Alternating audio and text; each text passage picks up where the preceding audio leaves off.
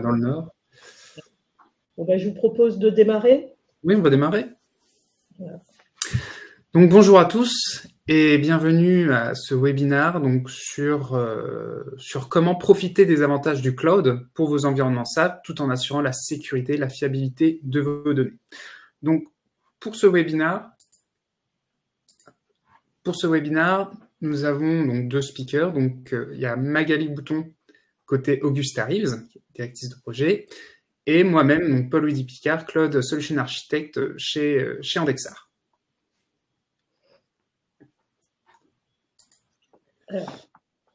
Alors, pour un rapide... Ouais.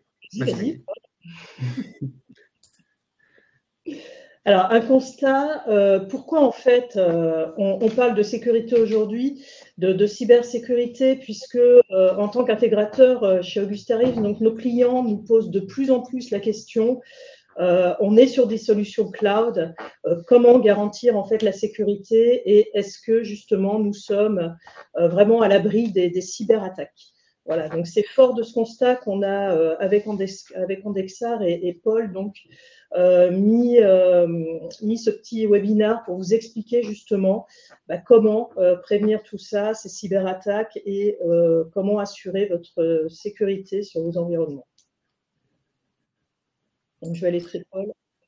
Et justement, on va faire un état des lieux sur cette partie justement sécurité. Donc aujourd'hui, les applications SAP ne sont plus à l'abri des attaques cyber. Il est vrai que dans le passé, SAP était assez, on va dire, éviter cette montée en puissance des cyberattaques.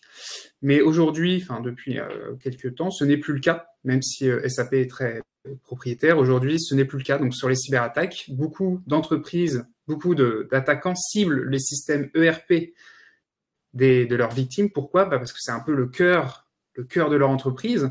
Aujourd'hui, si on a des attaques qui bloquent SAP sur certaines entreprises, 48 heures plus tard, l'entreprise peut mettre clé sous la porte et c'est fini.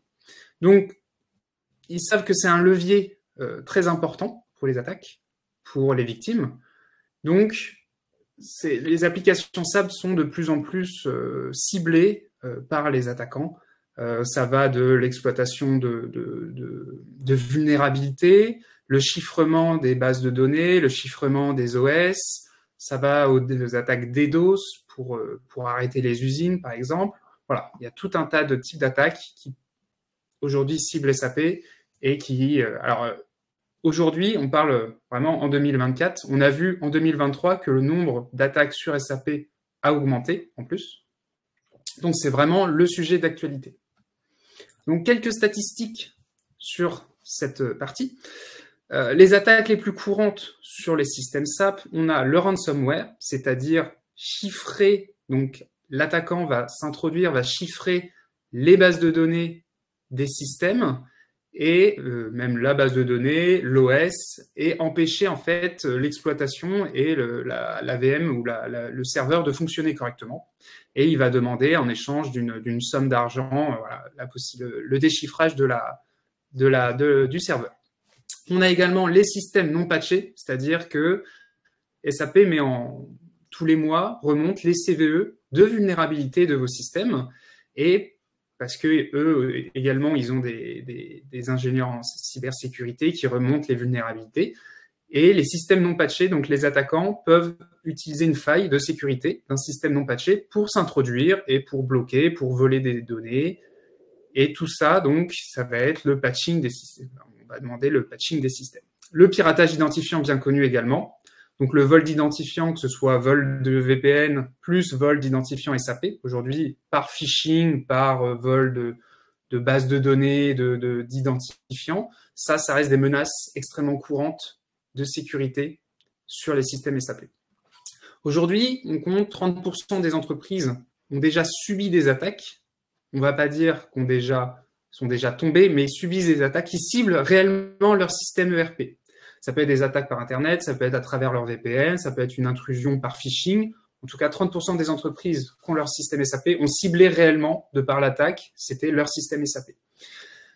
On remarque également beaucoup. Pourquoi SAP est de plus en plus ciblé? C'est aussi un manque de synchronisation, on a remarqué, entre les équipes SAP et les équipes opérationnelles. Alors, je vais expliquer. Aujourd'hui, beaucoup d'entreprises mettent en place des SOC ou passent par des SOC pour se sécuriser, pour se protéger. Les SOC, ça va vous protéger sur l'aspect réseau, on verra les attaques, etc. Mais SAP, c'est aussi quand même quelque chose de très différent. C'est un autre univers, on va parler, que l'opérationnel réseau ou l'opérationnel cybersécurité. Donc, ce manque de synchronisation entre les équipes qui vont assurer la sécurité donc du SOC et les équipes SAP, ce manque de synchronisation, c'est aussi quelque chose de compliqué et quelque chose qui montre que la sécurité SAP, c'est pas encore bien conçu par les équipes de sécurité, en fait. Voilà, on va regarder le réseau, on va regarder ce qui passe, mais si on parle de transactions, on parle de RFC à des équipes opérationnelles SOC, ils vont nous regarder avec des grands yeux, ils vont pas comprendre, non, nous, SAP, on connaît pas, on sait pas comment ça fonctionne, l'architecture, non, tout ça, c'est pas, voilà, c'est un autre monde. Donc, pour vous parler des enjeux, on a deux enjeux. On a un aspect sécurité pure, donc on sait qu'il y a une violation d'un système SAP, ça entraîne, s'il y a une exfiltration de données, ça va entraîner l'exposition des données pour le client, une perte, perturber les processus métiers, une perte de revenus, mais surtout, ce qui est important aussi, c'est l'impact majeur sur la réputation. Aujourd'hui, les entreprises qui ont des soucis de sécurité, où il y a des données qui ont été exfiltrées, on n'a plus trop confiance dans ces entreprises-là, on va moins être à même de travailler avec elles, donc c'est très important, même sur la partie SAP, je pense que vous le savez tous, sur la partie sécurité. Et comme je l'ai dit tout à l'heure, les équipes SOC traditionnelles ont très peu de visibilité sur les systèmes SAP et les processus métiers. C'est-à-dire que c'est quelque chose, c'est un peu une boîte noire pour eux. On parle de SAP, mais bon, ils savent pas comment ça fonctionne. Ça les intéresse pas trop. Ils protègent de la point de vue réseau, mais s'il y a une intrusion, ils sauront pas. Si on s'est introduit dans le système SAP, il n'y a aucun moyen aujourd'hui de détecter qu'un intrus est rentré dans le système. On ne sait pas. Même les équipes SOC ne sont pas forcées de le voir. Ensuite, on va parler aussi de la partie un peu audit. Aujourd'hui, toutes les entreprises ont un audit financier au moins une fois par an sur leur système SAP et il est long, on va dire, et ça demande de l'énergie, d'aller récupérer les preuves, d'aller fournir l'ensemble des documents qui vont bien SAP pour les entreprises qui réalisent les auditeurs. Voilà.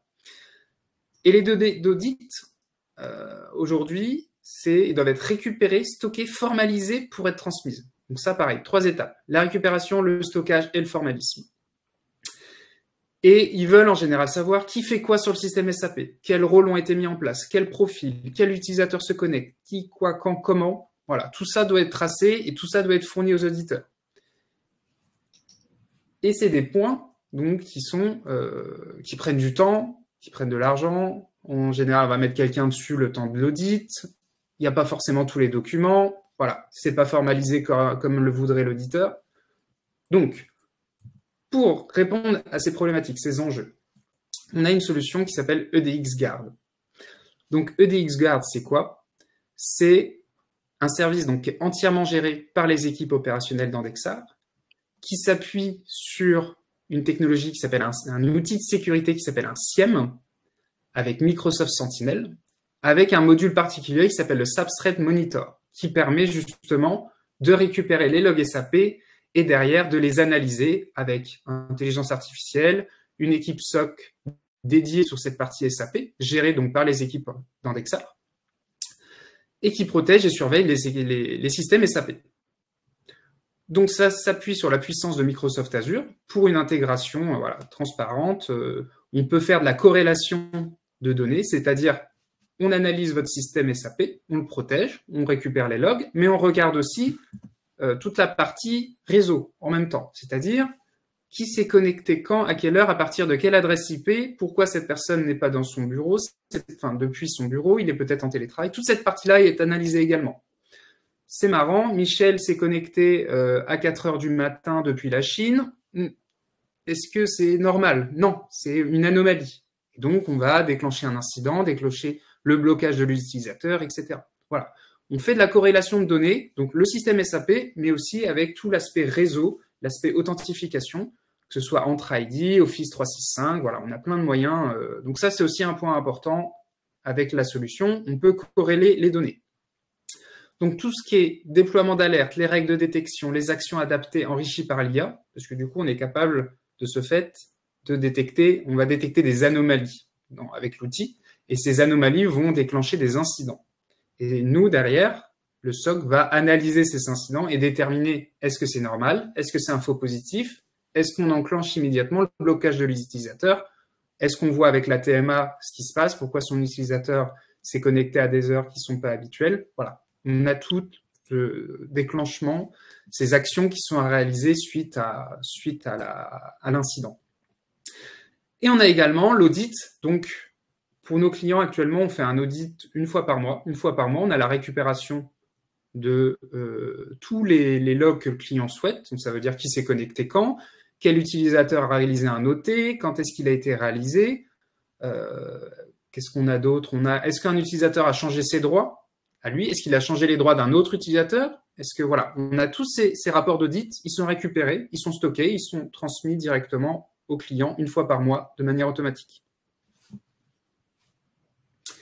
Alors, pourquoi on a choisi Microsoft Sentinel?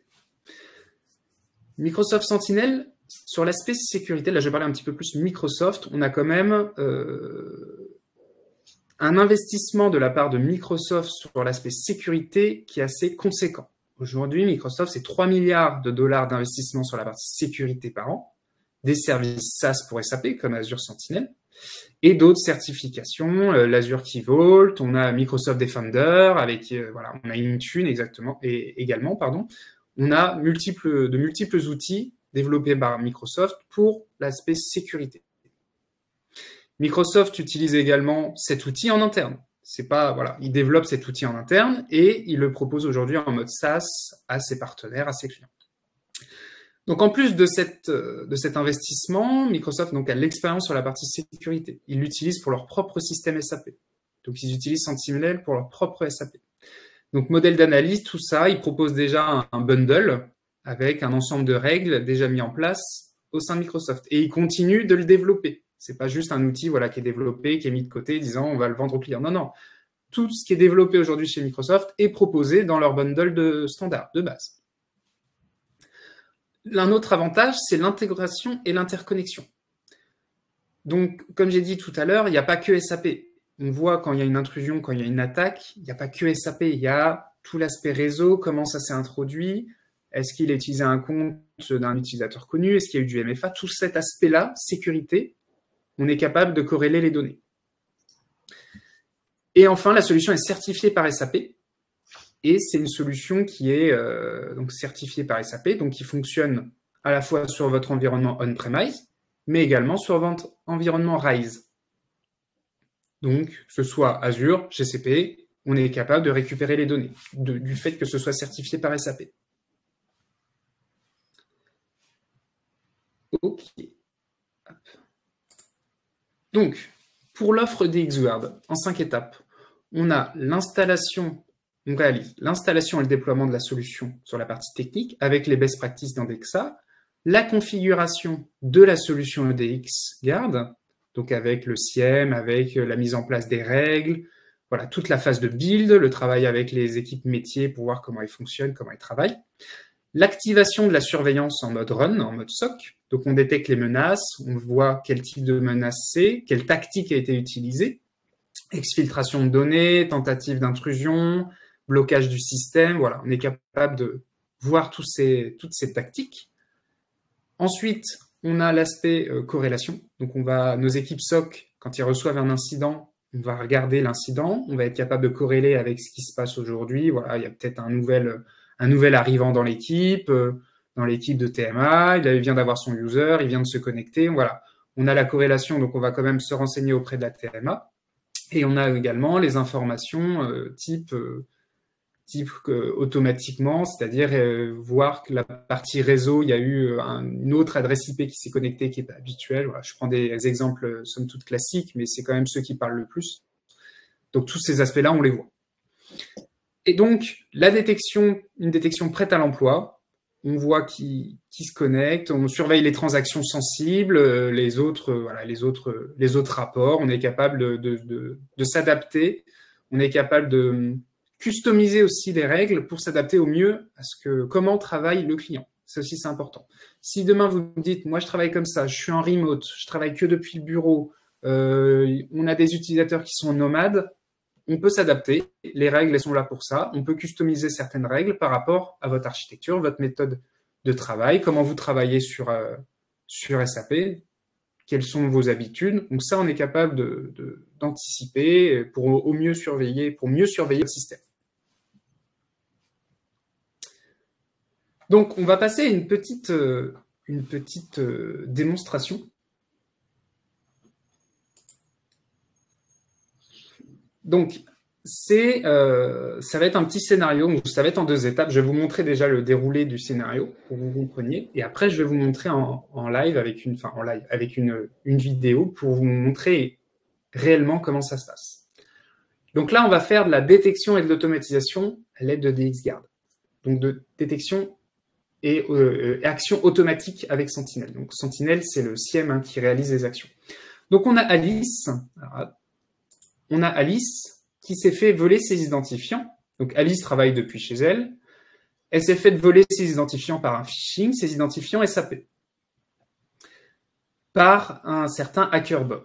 Hacker Bob, on ne sait pas où il est. Il est caché chez lui. Il a une adresse IP qui est public et inconnu, voilà, on ne le connaît pas. Il réalise une connexion frauduleuse sur le système SAP.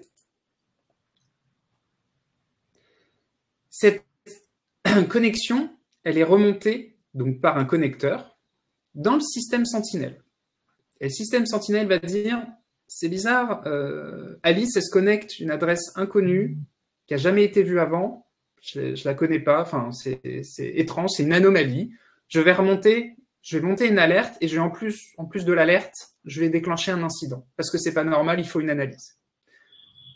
Donc l'incident va être monté à nos équipes SOC et derrière, l'incident va créer ce qu'on appelle dans Azure une logique app et va créer une adaptative card. Donc l'incident va être visible par nos équipes SOC dès que l'incident va être monté. On va voir nouvel incident dans Sentinel. Un utilisateur s'est connecté avec le compte d'Alice depuis un réseau inconnu. Et on va avoir en plus ce qu'on appelle les adaptative cards dans Teams. On va avoir un choix. On va avoir soit on bloque l'utilisateur immédiatement, soit on déclare suite à l'analyse que c'est un faux positif. Donc, on va regarder ce qui se passe. Notre équipe SOC va analyser l'incident, va aller se renseigner et va voir en effet que Alice, il est 4 heures du mat à son bureau, que c'est pas Alice s'est connectée. Dans le doute, voilà, on va bloquer l'utilisateur. Donc, on revoit l'incident, l'adaptative cards, et ensuite on va bloquer automatiquement l'utilisateur. Le blocage, il prend pas plus de 30 secondes. On récupère les données d'un compte admin et on va aller bloquer l'utilisateur sur SAP et on va avoir en feedback, l'utilisateur Alice a été locké. On peut locker l'utilisateur, on peut également killer sa session, sans aucun problème. Donc ça va être la démo. Donc ça va être le scénario de la démonstration. Pardon. Ensuite, hop, je passe à la démo réelle. Donc là, je suis Hacker Bob, j'ai récupéré les identifiants d'Alice, je me connecte au système SAP. Donc, j'ai récupéré le user Alice et son password. Donc, je me connecte à l'aide de mon SAP Logon sur le système.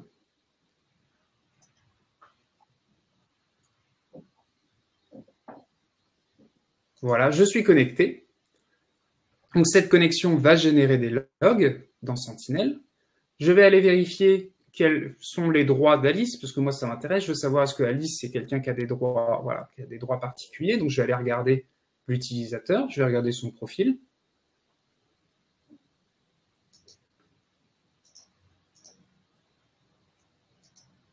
Hop. Et je vois que Alice, chouette, elle a le SAP All. Donc, elle a tous les droits sur le système. Donc, Alice est en plus une utilisatrice administrateur. Donc maintenant, je vais switcher, je vais passer ce qui se passe dans Sentinel. Donc je vais me mettre à la place du SOC. Donc je me connecte à mon Sentinel. Donc vous allez voir l'interface qui est là. Voilà l'interface de Sentinel. Donc on a une interface, donc c'est sur Azure, c'est en mode SaaS. Et je suis sur la page des incidents. Donc pour l'instant, la récupération de log, la récupération de log va générer un incident, comme vous le voyez ici, et je vois qu'un login a été réalisé d'un réseau inattendu. Donc en fait, ça va être ça. Ça va être une alerte qui va être remontée. Donc elle vient d'être réalisée, elle vient d'avoir lieu, et je vois que c'est de sévérité high. Donc là, nos équipes vont recevoir un message sur leur Teams.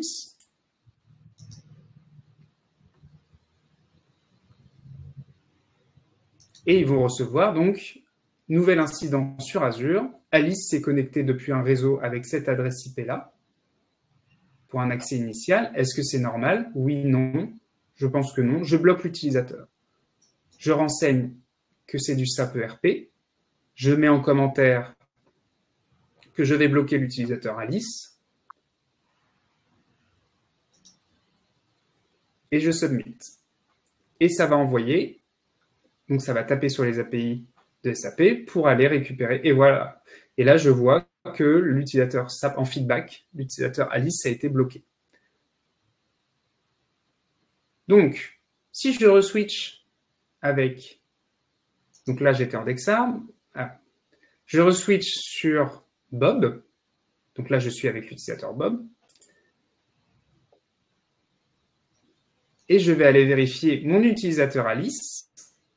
Qu'est-ce qui lui est arrivé? L'utilisateur Alice, eh ben, il a été bloqué par le gestionnaire de système. Donc, j'ai pas killé, la session n'a pas été killée pour la démo, mais pour montrer que l'utilisateur, une fois qu'il sera déconnecté pour X raisons, l'utilisateur sera donc bloqué. Et ensuite, nos équipes peuvent intervenir pour savoir ce qui s'est passé, comment c'est possible qu'Alice s'est fait usurper son identité, ses identifiants, et voilà. Et ensuite, intervenir et faire de la prévention sur tout cet aspect sécurité derrière.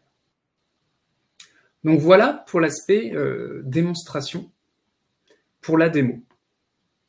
Alors hop, ça c'est la deuxième. Ensuite, je voulais vous montrer également à quoi ressemblaient les fichiers d'audit. Donc c'est un fichier d'audit qui a été anonymisé, qu'on fournit. Donc on peut voir qui s'est connecté. Donc aujourd'hui, on prend un utilisateur admin BC, donc qui est chez nous. Et on peut voir tous les logs qui sont récupérés, qui ont été générés par SAP et qui sont récupérés et formalisés et fournis aux auditeurs. Donc là, par exemple, c'est un fichier d'audit sur qui a fait quoi quand. Donc là, on voit l'utilisateur admin BC avec son adresse mail. On voit toutes les actions qui ont été faites. On voit à quelle heure il s'est connecté, à quelle heure il s'est déconnecté, quelle transaction il a réalisée, quel rapport il a généré. Voilà, tout le code ABAP qui a réalisé des événements. On voit tout ce qui est RFP avec du login success. Voilà, tout ce qui se passe, tout ce qui est dans les logs, tout ça c'est récupéré et c'est fourni aux auditeurs. Donc ça, c'est un vrai plus là-dessus. Je voulais vous montrer également, donc ça c'est pour la partie audit, je voulais vous montrer également, on est capable de le faire en Power BI, donc c'est dynamique. Hein. En Power BI, on est capable de faire ce genre de dashboard pour avoir une vue assez synthétique, assez haut niveau, assez globale sur le suivi des utilisateurs avec les profils sensibles. Donc, j'ai mes systèmes ici, par exemple mes profils. Je peux savoir d'un petit clic qui, dans mes systèmes, a lieu et SAP All. Voilà. Qui est à All. Donc voilà, ça va se charger, ça va ouvrir. Je peux avoir, en fonction des profils, ouvrir et savoir quel utilisateur a ces droits-là, en temps réel. Voilà, en temps de la récupération du log, c'est tout. Je peux avoir les différents clients, ici, donc les différents tenants. Je peux gérer ça en fonction du mois. J'ai une vue assez synthétique sur les connexions RFC, début des rapports. Donc ça, c'est tous les messages qui ont été récupérés par catégorie. Le nombre d'utilisateurs qui ont changé par jour. Donc ça, je vois que le nombre d'utilisateurs, hop, il a augmenté à 24. Ensuite, il a diminué. Donc ça, c'est la vue utilisateur. Après, les vues intéressantes, c'est les profils dits sensibles.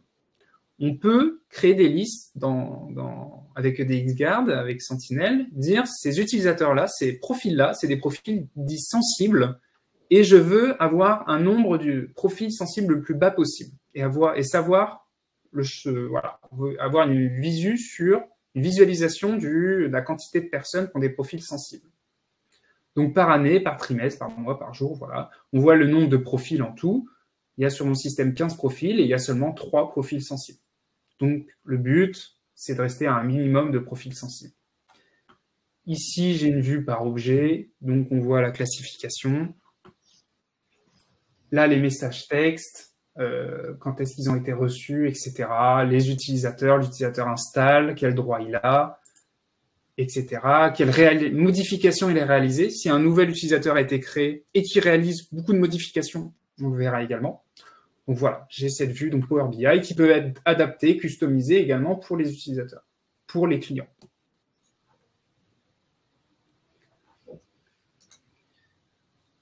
Donc voilà pour la partie. Je vais passer. Je vais changer. Voilà. Donc ça, c'est le suivi des utilisateurs avec les profils. Donc voilà pour la présentation. Donc pour la fin, donc Andexar en bref, si on arrive à la fin de la démonstration. Pour présenter Andexar en bref, on est une entreprise donc d'admin SAP BC qui faisons également de l'infogérance SAP et de l'infrastructure SAP. On fait également de l'hébergement, donc on a une double expertise vraiment sur la partie cloud et sur la partie SAP et sécurité aujourd'hui. On a environ 35 consultants qui sont certifiés, dédiés SAP BC et SAP Infra, avec plus de 18 ans d'expérience et un peu plus de 50 clients en contrat récurrent. Donc, on est ISAE type 2 sur la partie opérationnelle. Voilà pour la présentation d'Andexar. Et je vais passer la main à Magali pour la présentation d'Augusta. Ça arrive, donc on travaille régulièrement avec notre partenaire Andexar pour toute la partie infra. Donc Augusta est une société donc, qui vient de fêter ses 25 ans l'année dernière. Donc on est à peu près 170 consultants. On a une très grande proximité avec nos clients, puisque vous voyez, on est présent en France, donc à Paris, à Nantes, à Aix, à Lyon, à Bordeaux. On a aussi des agences en Suisse et on a une entité offshore à Madagascar, donc pour tout ce qui est technique. On a eu l'année dernière donc plus de 80 clients, donc vous voyez, on adresse quand même pas mal d'entreprises et d'entreprises diverses, dirons-nous, avec des particularités qui leur sont propres. Et on a eu un chiffre d'affaires de 24,4 millions, donc qui est en croissance permanente. On a une culture très forte du projet, aussi bien en engagement, enfin on est très fort en engagement au forfait. On a une très grande proximité avec nos clients qui nous permet justement d'être dans cet engagement forfaitaire. On est en co-innovation avec SAP puisqu'on est partenaire Platinum, donc le plus haut niveau de certification d'SAP, qui nous permet donc de bénéficier des dernières innovations, de travailler avec SAP. On a des offres dédiées Augusta Reeves qui sont les Fit2, qui sont des offres particulières pour notamment la partie BTP, entre autres, mais on en a d'autres. Et puis, pour nos offres aussi sur tout ce qui est conversion, ECC vers S4, c'est l'offre Up2. On est qualifié au niveau des solutions, donc c'est ce que je viens de vous dire, les Fit2, les Up2, et surtout on est centre d'expertise SAP, on est certifié, donc en plus de la TMA, on est capable de faire du service et on vend tout type de licences puisqu'on est Platinum Partner. Voilà en gros Augusta, et on a l'occasion avec Paul de souvent travailler ensemble sur pas mal de projets, et notre objectif est vraiment de proposer un package complet. Donc c'est pour ça qu'on voulait vraiment faire ce webinaire ensemble pour vous montrer que nous, Augustin, en tant qu'intégrateur, on est là pour bien sûr vous accompagner sur la mise en place de vos solutions, mais il y a tout un écosystème qu'on est capable aussi d'adresser au travers de nos partenaires. Et c'est important pour nous de vous montrer tout ça. Donc, ce que je vous propose, c'est maintenant, si vous avez des questions, donc n'hésitez pas, il y a le chat qui est là pour ça. On se fera un plaisir pour les mois de répondre à toutes vos questions.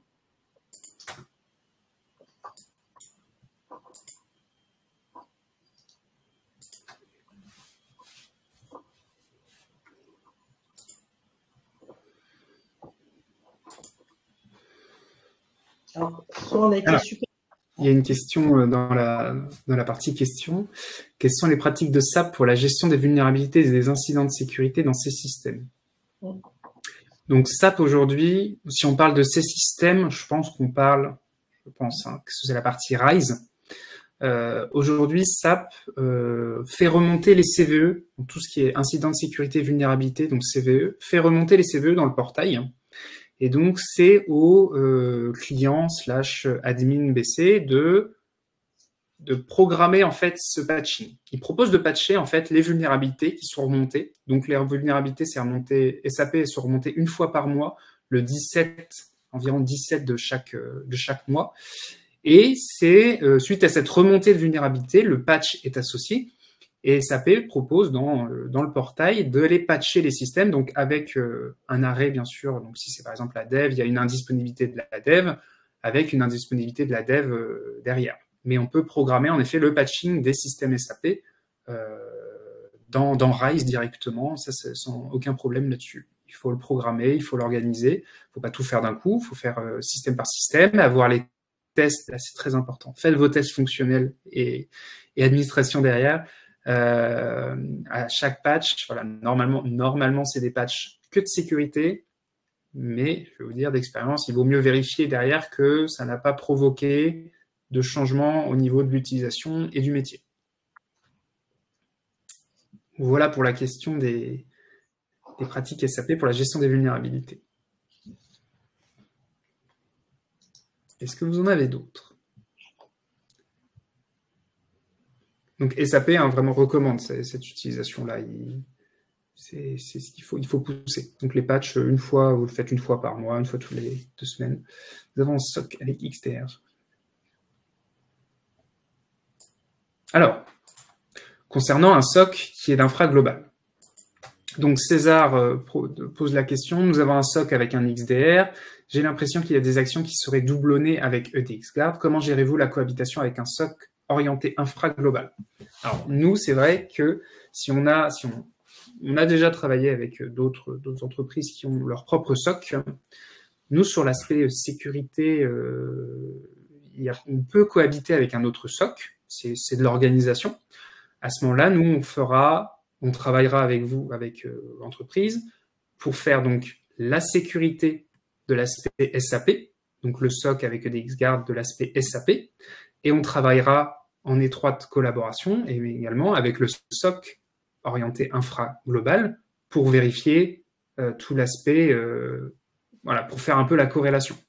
Voilà. Si on peut parler vraiment en cohabitation avec un autre SOC, c'est du travail ensemble sur les aspects, disant il y a une tentative, on a détecté une tentative d'intrusion dans le système SAP, c'est possible.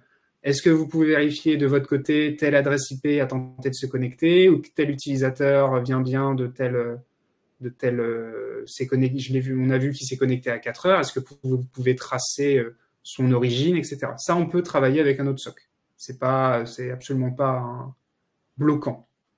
Donc EDXGuard sur l'aspect, donc on ne ferait pas la corrélation avec l'aspect infra. Par contre, nous, on se concentrera purement sur la partie SAP, sur les logs SAP, sur la réception et sur l'analyse.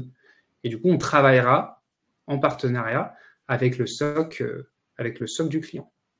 Pour creuser, pour valider, on mettra en place des patterns, on mettra en place du travail au début, on verra les faux positifs, comment ça se passe, et après, on travaillera donc en mode run, en mode croisière, avec un SOC déjà créé chez vous.